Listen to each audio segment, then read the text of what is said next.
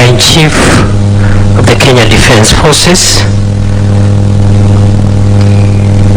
all distinguished guests and senior officials of government present, ladies and gentlemen, Your Excellency, I take this opportunity to thank you for finding time to come and preside over this passing out parade of our prison officers. Your Excellency, I take this opportunity to congratulate all the graduates and to wish them well even as they start their career in this very esteemed Kenya Prison Service and as they serve our country. Your Excellency, sir, we have a few requests to make as the Ministry of Interior and National Administration. The first, Your Excellency, sir, we are facing a congestion problem within our prisons. We therefore request you, sir, in exercise of the powers conferred upon you by the Constitution of our country regarding the power of mercy, to approve the request which is before you so that we can have those that qualify for presidential pardon, whether they are serving short-term or long-term sentences, can be set free, and that will go a long way, Your Excellency, in decongesting our prisons. Secondly, Your Excellency, the Ministry of Interior and National Administration, through your leadership and guidance, will be seeking further review of the Prisons Act, Cap 90 of the laws of Kenya, as well as the prisons and correctional services policy of our country. And we request you to support us even as we work through the structures within cabinet which you chair, so that we can modernize and improve our legislative and policy framework in this sector, so that we can align it with the changing times regarding correctional services.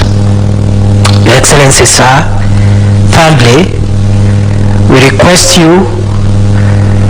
to facilitate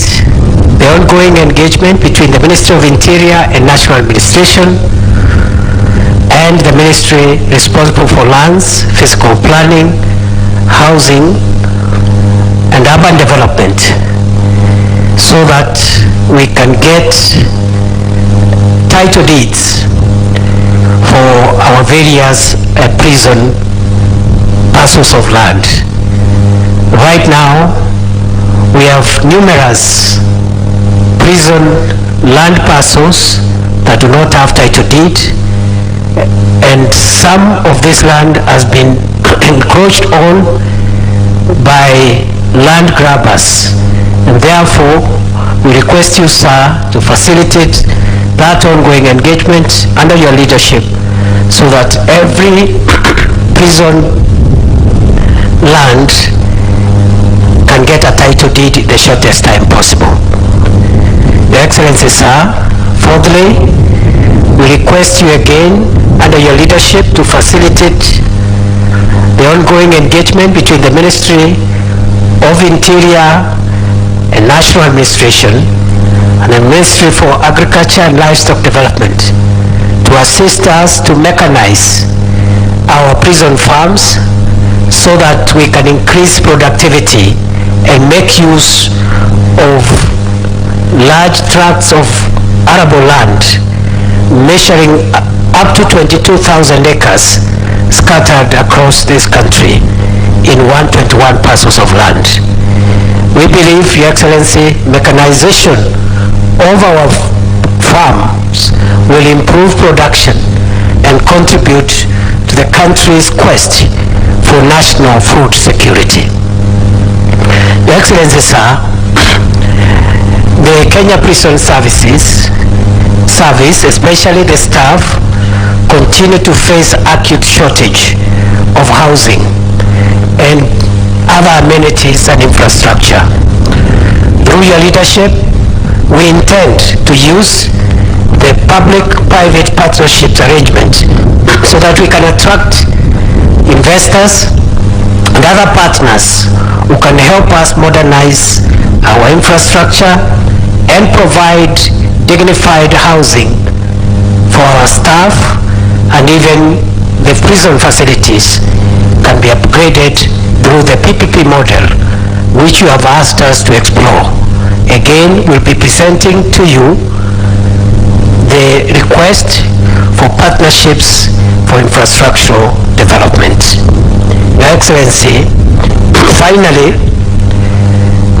this sector, the security sector generally, continues to improve the terms and conditions and welfare of our staff, and therefore we urge you again to help us even as we try to improve the welfare of our Kenya Prison Service officers, and also to address the issues of their career progression and promotion, as we will be presenting proposals to you again for your concurrence and approval. Your Excellency, I now, before I invite you, would like to reaffirm and reiterate the vision of the Ministry of Interior and National Administration, not only to modernize the security sector through a better and professional services within the sector, but also through improving the equipment and tools of work available to our various officers in the various formations within the security sector. In this regard, Your Excellency, the vision of the Ministry of Interior and National Administration is to facilitate and oversee the transformation of the Kenya Prison Service into a service that it is supposed to be, to serve the people, and also specifically to take care of those members of our society who find themselves in correctional facilities as a result of breaking the law. The ministry, and indeed the prison service, believes that other than condemning and humiliating those of us who have found themselves to be on the wrong side of the law and who have been convicted by our courts, rehabilitation and their restoration to society is the overall objective. In this regard, we believe in the fair and humane treatment of our prisoners, and we will be working again under your leadership and guidance to ensure that we improve on the treatment of offenders, including remandees and prisoners who have been convicted by our courts, to make sure they develop and acquire useful skills and that they are able to reintegrate with society upon release, so that prison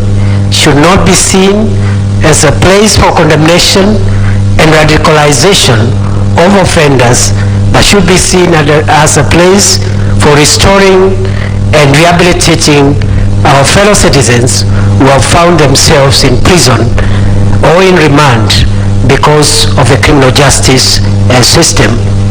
and the law of our country as required. With those many remarks, Your Excellency,